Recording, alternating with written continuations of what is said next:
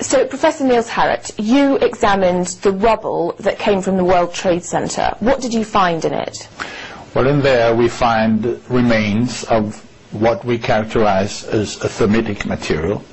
And this is a very energetic material which can be used either for melting iron or it can be designed as an explosive.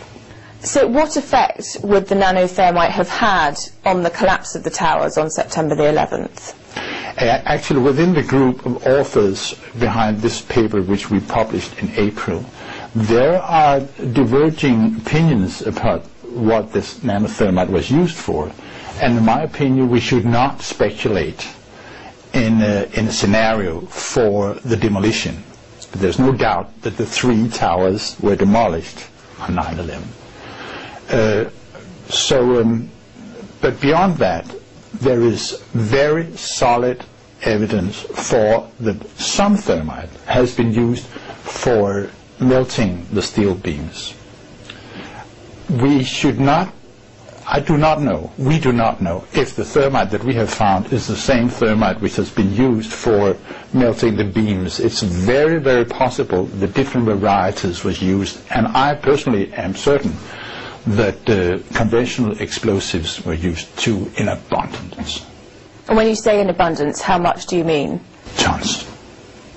100 tons. So many tons. We're not just talking about nanothermite, in fact, we're talking about both nanothermite and conventional explosives used in large quantities. Yeah, but we have not found remains or traces of conventional explosives. Actually, we have suggested and recommended to NIST, which is the National Institute of Standards and Technology, that they should look for remains or traces of explosives, and they have refused to do so every time. They have not investigated it. And in terms of the nanothermite, the traces of which you did find, what are the possible explanations for its presence in the World Trade Center? I mean, could it have been in the aeroplanes? Could it have been a naturally occurring substance in any way? Well, the 2 last questions or options I can definitely rule out. It cannot have come from the aeroplanes, and well, if it had been there on beforehand, those who put it there, I urge them to step forward and tell us how and why it got there. One thing which has been mentioned frequently in the discussion following our publication is that this could be the primer paint which was applied to the steel beams in order to prevent corrosion. And many of the ingredients are the same in terms of iron oxide, as I told you, which is the red color you see on steel beams usually when it's protected. It's the iron oxide. So some of the chemicals in there are the same. But the composition of the primer paint used, there are 2 very good reasons for this not being paint, in my opinion. One is that the composition, chemical composition of the paint, primer paint used in World Trade Center, according to NIST, the National Institute of Standards and Technology, is vastly different from what we are seeing. To be specific, I say we are missing large amounts of chromium and zinc and magnesium. Next, which can be understood by everyone, is that the paint applied on the steel beams are stable to elevated temperatures. NIST did experiments with the steel beams because they wanted to use the appearance of the paint as a measure for the temperature the steel beams had been exposed to. And let me be specific. So when you heat up this steel beam at 250 degrees centigrade, it starts cracking. Now, this is because the steel expands more than the paint. So they get what they call mud cracks.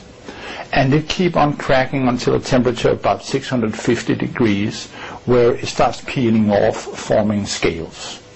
This continues to about 800 degrees when this scaling becomes excessive. But it does not burn. So the paint on the steel beams is stable beyond 800 degrees centigrade. Now, the stuff we have found ignites at 430 degrees centigrade. So It is not the primer paint. So what I can say is this nanothermite? Well, it quacks like a duck, it waddles like a duck, it looks like a duck, maybe it's a duck. This is all we can say. It's now around 3 months since your article was first published. What's the response been like? I understand that this is one of the first times that you've been interviewed for an English-speaking audience. For the what you call the mainstream media, it has been dead silence except for 2 interviews I've done on Danish television, which has taken off on the internet to an extent that I had not anticipated. But on an official, organized level, it's a roaring silence, I must say. Just going back a bit, what first piqued your interest in 9/11? How did you first come to examine the rubble, and what did you expect to find? It goes back